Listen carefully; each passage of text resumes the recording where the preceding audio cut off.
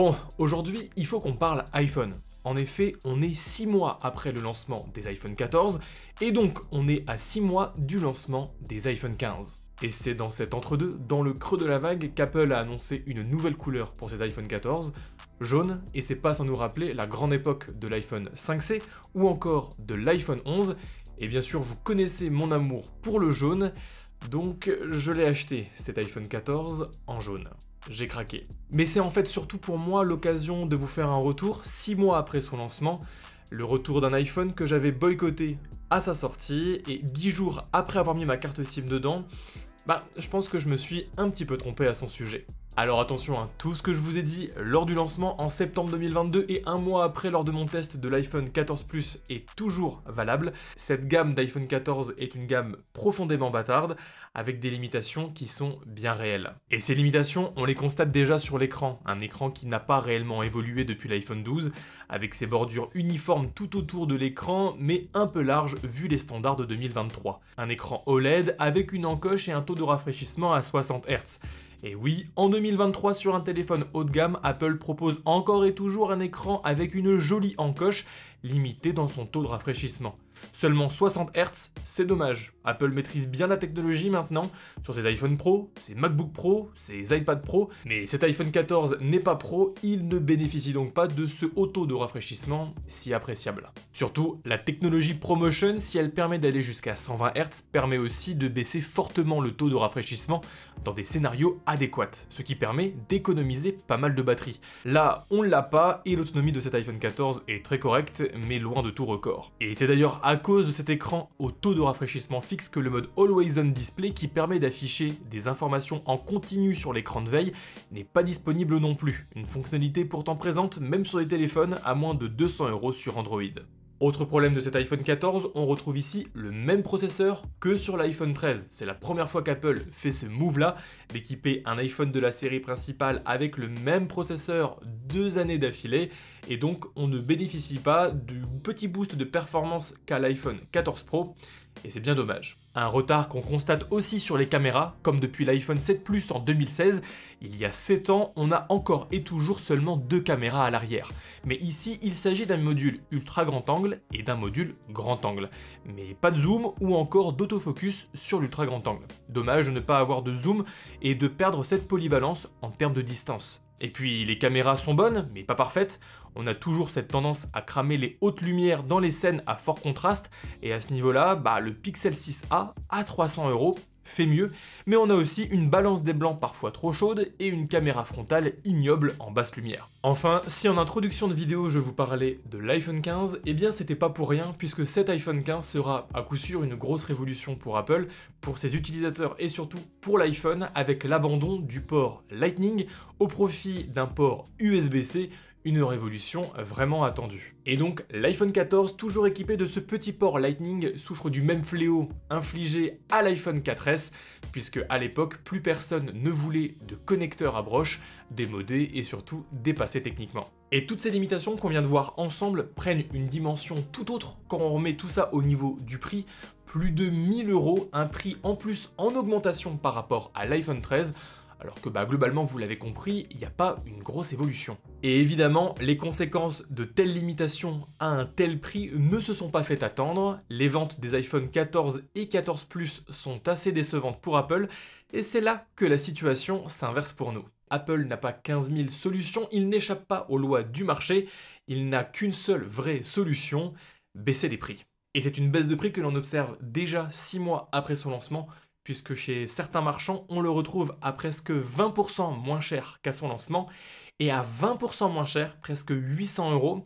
Là, les points de comparaison changent complètement, et puis même les limitations que l'on a énumérées tout à l'heure sont quand même à relativiser. C'est en effet en reprenant en main l'iPhone 14, en l'utilisant comme mon téléphone principal, que je me suis rappelé à quel point même le plus perfectible des iPhones reste un téléphone ultra complet. Déjà, si on n'a pas les tranches en acier comme sur les modèles Pro, on retrouve au moins des tranches mat en aluminium. Un gros point positif pour cet iPhone 14 qui ne va pas choper en 2 secondes les traces de doigts. Et surtout, avec tout cet aluminium, l'iPhone 14 est assez léger. c'est surprenant et assez agréable. Ce poids-plume permet d'atténuer le côté inconfortable des tranches droites retrouvées sur les modèles Pro. Concernant l'écran, tout ce que je vous ai dit tout à l'heure est vrai, mais Apple a une telle maîtrise de ses écrans avec une colorimétrie incroyablement bonne et une super luminosité qui, combinée à un bon logiciel, rend vraiment bien au quotidien. Et puis l'encoche toujours présente, bah c'est une bonne chose je trouve. Elle est moins intrusive que la Dynamic Island et quand je vois les dernières fuites et rumeurs qui disent que tous les iPhone 15 seront dotés de Dynamic Island, bah moi je suis pas convaincu. Donc si vous voulez rester sur l'encoche, partez sur l'iPhone 14. Concernant le taux de rafraîchissement, si perso je perçois bien la différence entre 60, 90 ou même 120 Hz, ici l'absence de ce taux de rafraîchissement sur cet iPhone est plus de l'ordre du dommageable que de l'erreur fatale, puisque comme on l'a vu, l'écran est vraiment bon, avec une très bonne fluidité logicielle, et donc on n'a pas vraiment l'impression d'avoir un iPhone au rabais à ce niveau. Après bien sûr, ça dépend des sensibilités de chacun, mais ne vous fiez pas qu'aux chiffres, on est ici sur quelque chose de pas si impactant que ça. Par contre, c'est plus embêtant pour l'autonomie car ce taux de rafraîchissement variable permet également d'avoir un taux de rafraîchissement plus bas, ce qui aurait permis de nous faire économiser pas mal de batterie, mais même comme ça, hein, l'iPhone 14 offre une solide autonomie d'environ 6 heures d'écran allumé, ce qui est donc dans une moyenne assez haute des smartphones, et tout ça dans un gabarit humain et raisonnable d'un téléphone de 6,1 pouces. Niveau performance, effectivement, on retrouve la puce présente dans l'iPhone 13 et effectivement, l'iPhone 14 Pro est plus puissant, mais il faut bien se rendre compte de l'avance technologique qu'a Apple sur Android avec ses processeurs. On l'a vu en 2022, mais le Samsung Galaxy S22 Ultra était aussi performant qu'un iPhone 11 sorti en 2019. Et même cette année, hein, le processeur qui équipe ce S23, le Snapdragon 8 Gen 2, même s'il est excellent sur plein de points, au final, dans les benchmarks, ce téléphone est aussi puissant que l'iPhone 14. Donc vraiment, hein, si vous partez sur l'iPhone 14 en termes de performance, vous ne serez pas lésé du tout. Les performances au global sont excellentes, le logiciel est ultra fluide, les applications sont instantanées et en jeu, tout tourne à fond, c'est une pure merveille. Petit point aussi, j'en profite sur les haut-parleurs. On retrouve ici des haut-parleurs stéréo super puissants, plus même que le S23 de Samsung, avec plus de corps et une meilleure rondeur, et ça c'est top. Enfin, l'appareil photo qui malgré ses limitations reste assez performant, et s'il ne provoque que très rarement un effet waouh, vous garantit presque à tous les coups une photo réussie. Et à ce titre donc, l'iPhone 14 est un compagnon idéal pour voyager et pour faire des photos réussies en toute simplicité.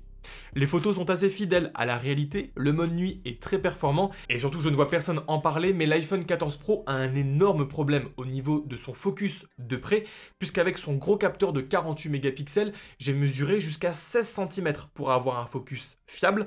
Ici, sur cet iPhone 14 standard, avec des capteurs peut-être un petit peu plus anciens, eh bien l'autofocus se fait à seulement 6 cm. Et donc, si vous voulez faire des photos avec un bon capteur pour des éléments d'assez près, eh bien l'iPhone 14 Pro, moi, m'a laissé un petit peu sur le côté. C'est d'ailleurs pour ça que je l'ai revendu. Ici, l'iPhone 14 n'a pas ce défaut. Et puis comme d'habitude sur les iPhones, la qualité vidéo est de très bonne qualité avec un super bitrate et un traitement de l'image naturel. Je peux remarquer aussi une stabilisation améliorée et le nouveau mode Steady toujours aussi impressionnant. Et enfin, c'est vrai, on en parlait tout à l'heure, mais le port Lightning, c'est quand même un handicap. Au niveau de la recharge, c'est lent. Au niveau du transfert de fichiers, c'est lent aussi. Et puis, on est toujours obligé de se trimballer avec un câble autre pour pouvoir le recharger. Mais si on est honnête, 2 minutes, si vous êtes comme moi et que pour le transfert de fichiers, vous utilisez AirDrop, si pour la recharge, vous utilisez une recharge sans fil ou même MagSafe, le port Lightning, vous allez globalement pas l'utiliser. Et moi là, en plus de 10 jours d'utilisation, j'ai même pas sorti le port Lightning, enfin le câble Lightning de la boîte. J'avais vraiment pas l'utilité. Donc c'est un handicap, c'est vrai, mais qui reste quand même à tempérer. En conclusion, cet iPhone 14 est quand même très loin d'être parfait. Et pour le prix qui était demandé au lancement, je trouve que j'avais quand même de bonnes raisons de le boycotter ce modèle. Mais 6 mois après le lancement, son prix a commencé tout doucement à baisser. On le retrouve maintenant globalement au prix d'un iPhone 13. Alors pas sur le store officiel, mais il faut chercher un petit peu et on peut le trouver aux environs de 800 €.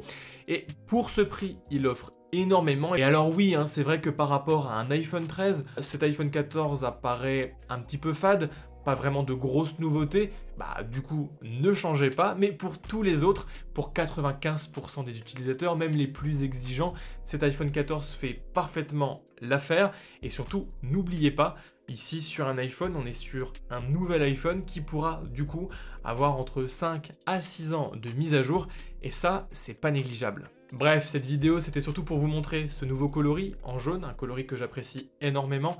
C'était également pour vous faire un retour d'expérience 6 mois après le lancement du téléphone et pour vous expliquer pourquoi je pense que je me suis trompé. Allez, salut!